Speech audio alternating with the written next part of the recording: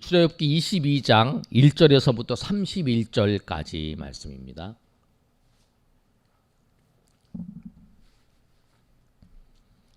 출애굽기 22장 1절에서부터 31절까지 말씀.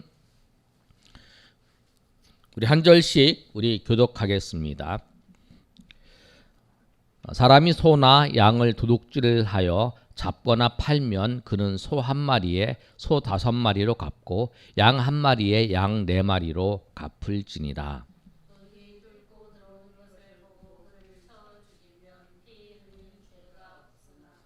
해 돋은 후에는 피 흘린 죄가 있으리라. 도둑은 반드시 배상할 것이나 배상할 것이 없으면 그 몸을 팔아 도둑질한 것을 배상할 것이요.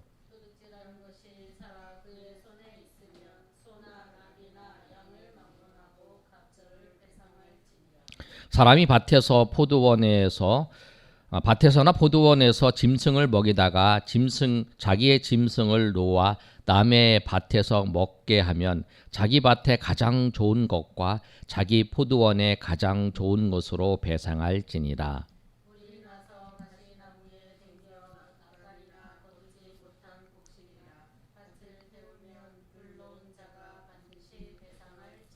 사람이 돈이나 물품을 이웃에게 맡겨 지키게 하였다가 그 이웃 집에서 도둑을 맞았는데 그 도둑이 잡히면 갑절을 배상할 것이요.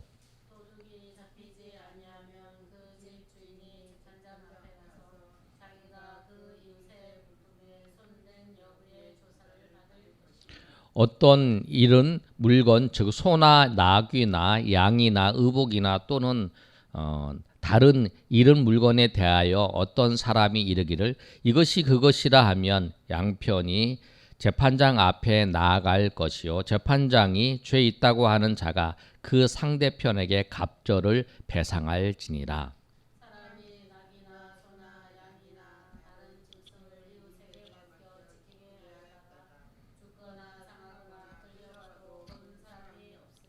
두 사람 사이에 맡은 자가 이웃의 것에 손대지 아니하였다고 여호와께 맹세할 것이요 그 임자는 그것 그대로 믿을 것이며 그 사람은 배상하지 아니하려니와.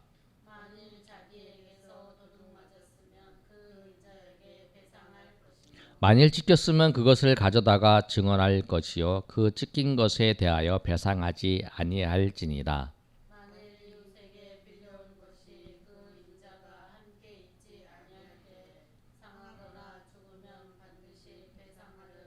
그 임자가 그것과 함께 있었으면 배상하지 아니할지니라. 만일 새낸 것이면 새로 족하니라.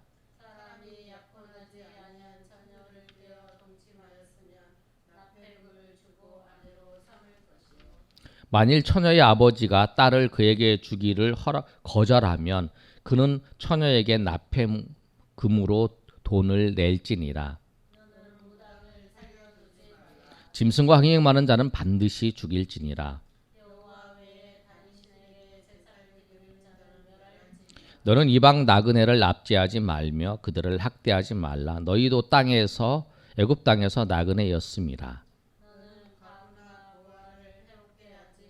내가 만일 그들을 해롭게 함으로 그들이 내게 부르짖으면 내가 반드시 그 부르짖음을 들으리라.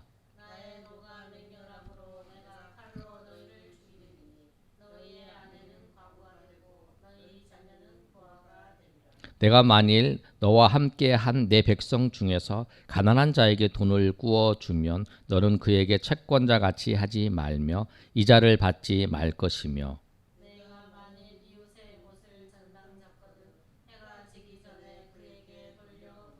그것이 유일한 옷이라. 그것이 그의 알몸을 가릴 옷인즉 그가 무엇을 입고 자겠느냐. 그가 내게 부르짖으면 내가 들으리니 나는 자비로운 자임이라.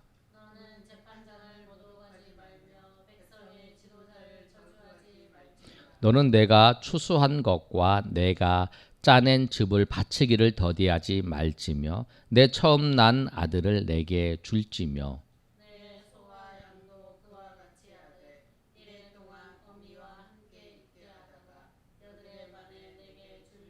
31절 다 같이 읽습니다. 너희는 내게 거룩한 사람이 될지니 들에서 짐승 지킨 동물의 고기를 먹지 말고 그것을 개에게 던질지니라.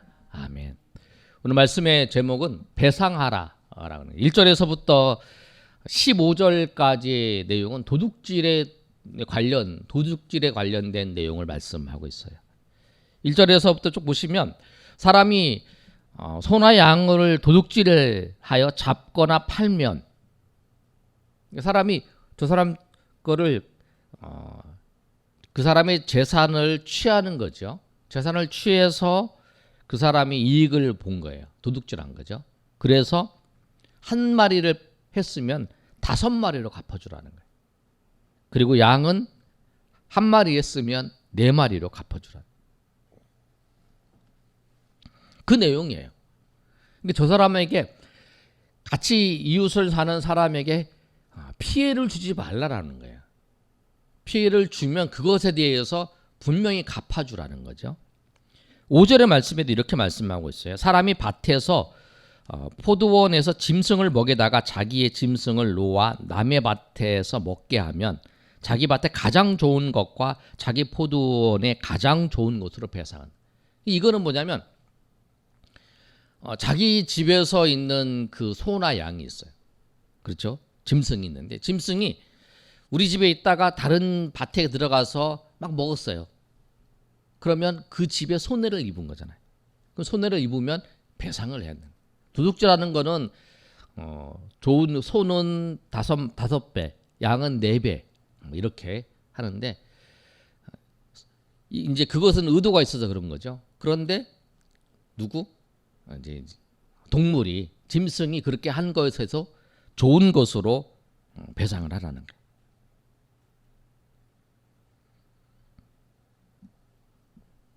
다른 사람 나한테 짐승을 맡겼어요. 도둑 맞았어요. 그것도 배상을 하라는 거죠. 도둑 맞았으면 자기에게서 도둑 맞았으면 그 사람에게 피해가 간 거예요. 아니 도둑이 왔는데 어떻게 하냐. 그렇게 하는 게 아니라 그거에 대해서 배상을 하는 거예요. 그 배상하는 게 중요해요. 그 내용을 말씀하고 있어요. 상대방의 피해를 줬으면 피해에 대해서 배상을 해야 돼요. 만약에 현대인에서 보면 내가 저 사람한테 빚을 졌어요. 이 사람한테도 빚을 졌어요. 빚을 갚을 수 없어요. 그래서 우리가 그 파산 신청을 하잖아요. 파산 신청을 하면은 이 사람의 빚 안 갚아도 된다 이렇게 해서 이제 이 사람이 살 수 있도록 해주잖아요. 그러면 세상법은 내가 안 갚아도 되겠죠.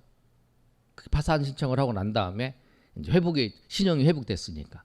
그런데 하나님은 뭐라고 말씀하시냐면 내가 그 사람한테는 갚을 세상법으로는 안 돼 있지만 내가 그 사람한테 피해를 줬기 때문에 갚아줘야 된다는 거예요. 빚진 거는 갚아줘야 되는 거예요. 뭐 이런 얘기 저런 얘기 하다가 이제 목사님들은 교제를 했는데 이런 경우가 있더라고요. 그 목사님의 그 집이 아주 부자였다라는 거예요. 시골에서. 근데 이 목사님 막내였어요. 근데 아버지가 그 동네 사람들에게 돈을 이렇게 빌려준 거예요. 많이 빌려줬어요.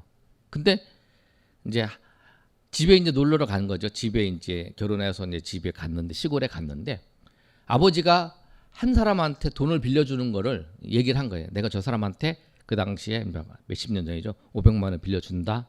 그리고 얘기를 해서 이제 그 목사님이 이제 증인이 된 거예요. 아버지 갑자기 돌아가신 거예요. 근데 갚은 사람은 이 사람밖에 없는 거예요. 뭐 옛날에 뭐 써놓지 않고 그러잖아요. 그런데 동네 사람들이 만날 때마다 그 목사님이 이제 그 당시에는 목회를 안 했을 것 같아요. 근데 만나자마자 하는 말이 뭐냐면 나는 네 아빠한테 너네 아버지한테 돈 안 빌렸다 이거예요. 나는 네 아버지한테 돈 안 빌렸다. 난 네 아버지 돈 안 빌렸다. 계속 그런 얘기만 하더라는 거예요. 그러니까 심증은 있어도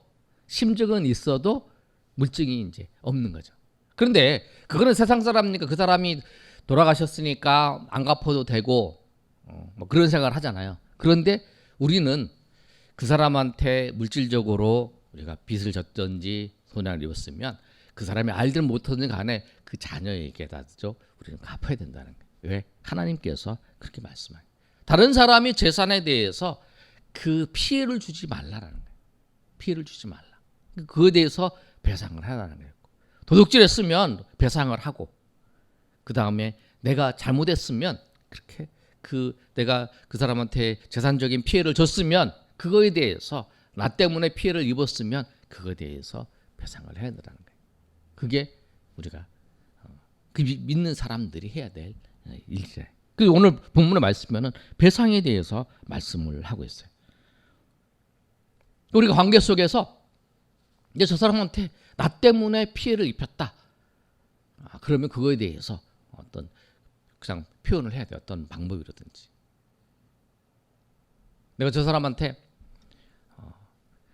우리가 그러잖아요. 내가 죄를 졌어도 하나님 앞에 회개받고 하나님이 용서해 주셔서 끝이다. 아니에요.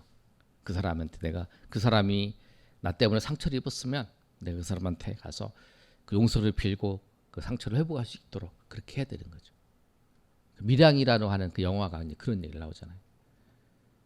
그 사람이 나는 그 사람을 용서 못했는데 이 사람은 자기는 감옥에서 예수를 믿었다는 거야. 그리고 나는 죄가 없다라는 거야. 나는 용서받았기 때문에 나는 당신한테 할 필요도 없다는 거야. 그렇게 그러면 안 된다는 거야.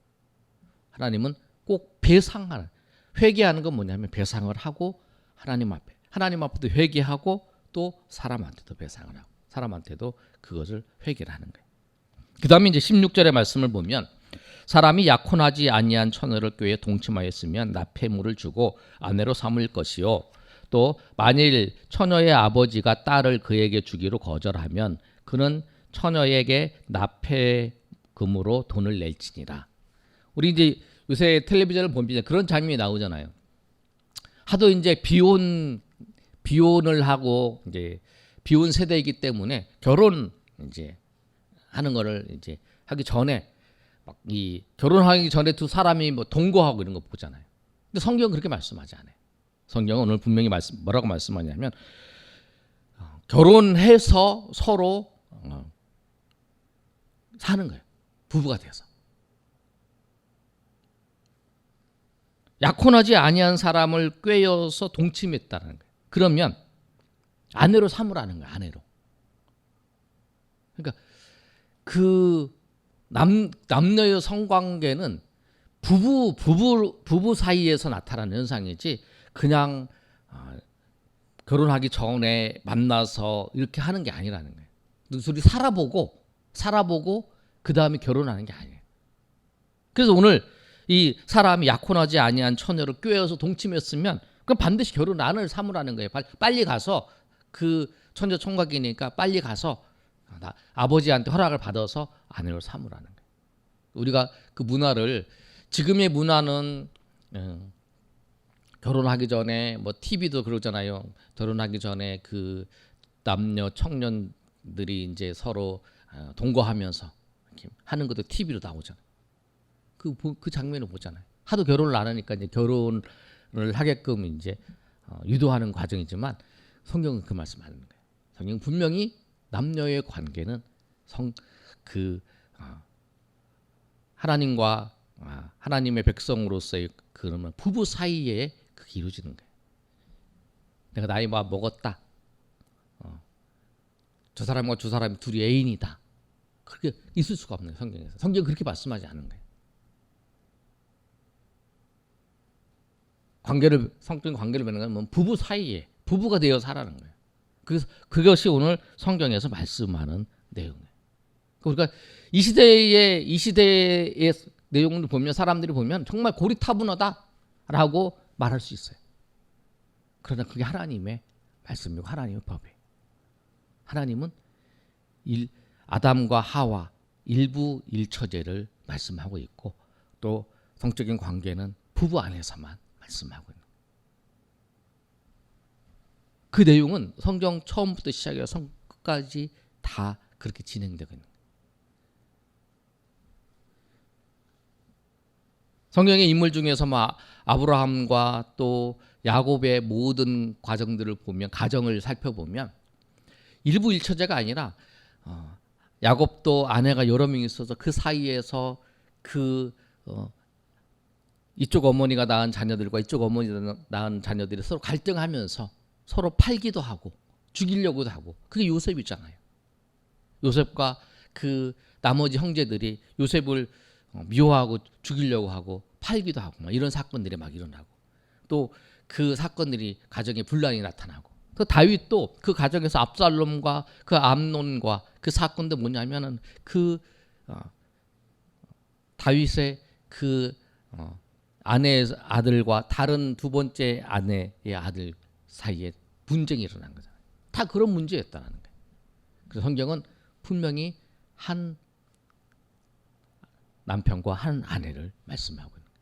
그래서 그게 이제 쭉 진행이 되는 거예요. 그래서 우리가 여기 보면 16절에도 사람이 약혼하지 아니한 처녀를 꾀어 동침하였으며, 뭐 결혼하지 않은 사람 둘이 동침한 게 뭐 문제냐? 아니라는 거죠.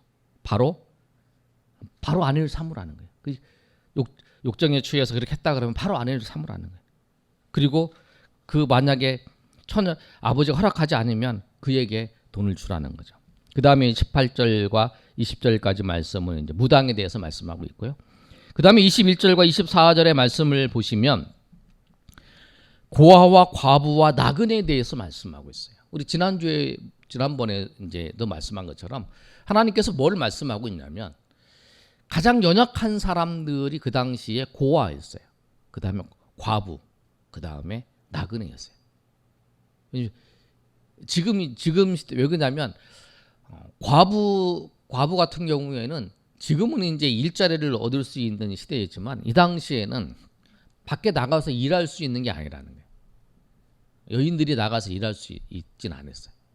그러니까 남편이 없으면 이 사람은 굶어 죽기 딱 좋은 거예요. 그래서 추수를 할 때 룻기 같은 거 보면 추수를 할 때 이게 그 이제 추수하다가 그 보리가 떨어지면 그걸 줍지 않는 이유가 뭐냐면 다 주울 수 있어요. 이삭이 떨어지는 거. 그런데 그 줍지 않는 이유는 고아와 과부와 나그네들이 지나가다가 그것을 걷어둬서 그거를 통해서 펫을 먹을 수 있도록 그렇게 한 배려였다는 거예요. 그래서 이삭 줍기 룻이 그 룻기에 나오는 그 나오미와 룻이 와가지고 그 추수철에 가서 이삭 줍기를 한 거는 그 추수를 하는데 도와주는 게 아니라 그 추수하고 지나간 자리에 그 놔둔 것을 떨어진 그 이삭들을 줍는 거예요. 그걸 하나님이 그렇게 말씀하신 거예요. 너희는 그걸 다 거두지 말라라는 거예요. 왜?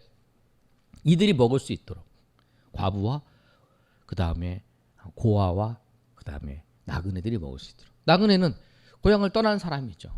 그러니까 아무런 그 집도 없는 사람이죠. 그런 사람들이 먹을 수 있도록. 그리고 그랬잖아요. 22절에 너는 과부나 고아를 해롭게 하지 말라. 내가 만일 그들을 해롭게 함으로 그들이 내게 부르짖으면 내가 반드시 그 부르짖음을 들으리라. 하나님 그렇게 말씀하세요.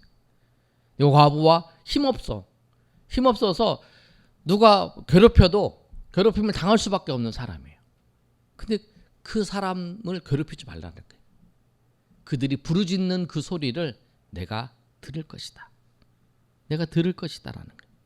왜? 너희도 나그네였지 않느냐. 21절에 그러잖아요. 너는 이방 나그네를 납치하지 말라. 그들을 학대하지 말라. 너희도 애굽 땅에서 나그네였다. 너희가 나그네인 걸 생각하고 그 연약한 사람들을 도와주고 섬겨줘라 라고 얘기를 하는 거예요. 근데 이 그 고아와 과부와 나그네뿐만 아니라 또 힘든 사람이 어떤 사람이냐면 25절과 26절의 말씀을 보면 내가 만일 너와 함께한 내 백성 중에서 가난한 자에게 돈을 꾸어주면 너는 그에게 채권자같이 하지 말고 이자를 받지 말 것이며 내가 만일 이웃의 옷을 전당 잡거든 해가 지기 전에 그들에게 돌려보내라. 그것이 유일한 옷이라. 그것이 그들의 알몸을 가릴 옷인즉 그가 무엇을 입고 자겠느냐. 그러니까 돈이 없어서 먹을 것이 없어서 이 사람이 이제 뭘 했냐면 이 겉옷을 전당 잡힌 거예요. 겉옷을 전당 잡혀서 이 사람이 이제 그걸 먹은 거죠. 근데 그러면 해가 지면 그 옷을 갖다 주라는 거예요. 왜냐하면 우리는 이제 이불을 덮고 자잖아요. 근데 이들은 이불이 없어요. 겉옷이 털옷인데 그것이 이불이에요. 낮에는 입고 그 다음에 밤에는 덮고 더울 때는 벗고 있죠. 그러고 있는 거예요. 그것은 이제 갖다 주라는 거죠. 그러니까 어려운 사람들을 납치하지 말고 학대하지 말고 그리고 그들의 부르짖음을 들어라. 그러니까 이제 제가 이제 설교 준비하면서 어떤 목사님이 이제 이 22장을 설교하면서 이렇게 말씀하시더라고요. 그 참 공감이 가는 거예요. 여러분이 부자여서 내가 세를 줘. 세를 주는데 세를 줄 때에 내가 하나님의 백성이면 다른 사람보다 더 받지 말라는 거예요. 그 사람이 내가 돈이 없어서 만약에 시세가 100만 원이다. 그럼 나는 80만 원만 받아. 그런데 시세가 100만 원인데 나는 110만 원, 120만 원 받는 거예요. 그런데 그 주인한테 전화를 했더니 그 멜로디 울리잖아요. 당신은 사랑받기 위해 태어난 그 노래가 쭉 들린다는 거예요. 그럼 예수 믿는 사람이라는 거죠. 그래서 그리고 그 사람한테 100만 원만 받아도 이제 세를 이제 100만 원 받을 수 있는 걸 120만 원 받는다. 아니면 30만 원 받는 걸 50만 원 받는다. 그 50만 원을 받아서 하나님 앞에 11조를 하고 헌금을 하면 하나님 기쁘게 받으시겠냐는 거예요. 그 가난한 사람들이 그 사람 거를 더 뺏어서 그걸 하나님 앞에 드린다고 했을 때 하나님께서 받겠냐. 그렇게 이야기를 하는 거. 그렇게 이제 말씀을 하더라고요. 근데 공감이 가요. 우리가 연약한 사람들, 저 사람이 나갈 수 없으니까 우리가 더 올려받아도 이 사람이 여기 있을 거다. 조금이라도 더 올려받아도 그래도 이 사람이 여기 있을 수밖에 없는 상황이다. 왜? 가지를 못하니까. 그러니까 내가 다른 사람보다 조금 더 받아도 된다. 이렇게 생각하면 안 되는 거예요. 오히려 좀 더 이 사람이 어려우니까 조금 더 깎아주고 그래서 좀 더 이 사람이 더 살 수 있도록 그렇게 도와주는 거죠. 그게 그렇게 해야 돼요. 그리고 31절의 말씀을 보면 또 뭐라고 말씀을 31절 다 같이 읽어볼까요? 시작. 너는 내게 거룩한 사람이 될지니 들에서 짐승에게 찢긴 동물의 고기를 먹지 말고 그것을 개에게 던질지니라. 쉽게 얘기하면 이거예요. 그 당시에 고기를 먹기 지금도 고기 먹기가 힘들잖아요. 근데 가다 보니까 고기가 있어요. 그런데 들에서 그 짐승이 찢긴 고기예요. 이게 바로 찢긴 거니까 바로 누가 이제 해서 이제 한 거예요. 그래서 싱싱한 거예요. 거기는 이제 햇볕이 내리쬐는 그런 지역이기 때문에 조금만 지나면 다 음식에서 그 동물이 상한 거죠. 근데 이거는 지금 바로 그런 거예요. 이게 충분히 먹을 수 있는 거예요. 갑자기 이제 고기를 먹을 수 있게 된 거죠. 마치 이제 어디를 가다가 차에 탁 부딪혀가지고 그 짐승이 죽어서 그 짐승을 이제 가져와가지고 이제 고기를 먹는 거 그런 거 비슷한 거죠. 그런데 이거를 하나님께서 뭐라고 말씀하시냐면 너희는 거룩한 사람이다. 그걸 먹지 말라는 거예요. 이것이 횡재 같아요. 그러나 하나님의 백성으로 봤을 때 이게 아닌 경우가 있다. 부정한 거라. 에이, 다른 사람 다 먹어. 괜찮아. 그런데 난 하나님의 백성으로 조금 꺼리낌, 이거 내가 이걸 취하는 게 꺼리끼다. 그러면 그걸 과감히 놔야 돼. 다른 사람은 다 이거 취해. 다 먹어. 그건 다 그냥 관례대로 다 해. 그런데 내가 하나님의 백성으로 생각해 봤을 때 이거는 하나님 백성은 이건 좀 그렇다. 이걸 취하는 거는 이 이익을 취하는 건 좀 그렇다 하는 거는 우리가 배제를 해야 돼. 왜? 내가 하나님 백성이기 때문에. 횡재. 이게 횡재다. 아니에요. 이게 좀 그렇다. 하나님 백성으로 봤을 때 이거는 좀 그렇다. 그러면 내가 이 이익을 취하지 않고 놔야 된다는 거예요. 이걸 말씀하는 거예요. 그러니까 오늘 22장은 20장의 10계명을 말씀하면서 21장과 22장을 계속 들어가면서 실질적으로 삶을 살아가는 데 있어서의 어떻게 할까?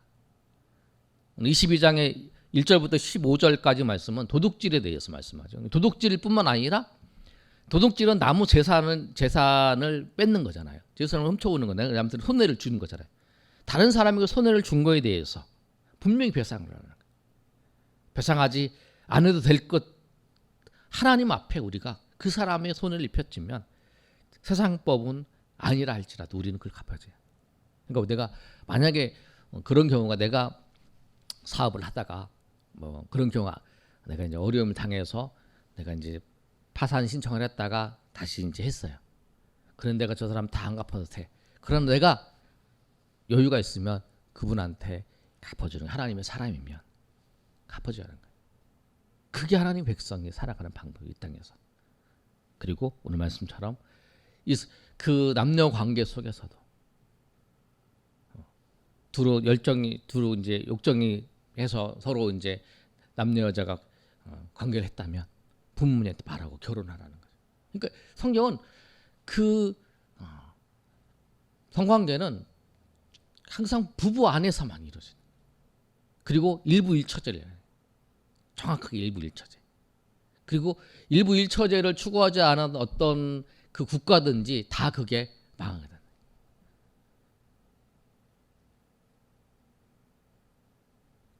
지금 세상은 그러잖아요.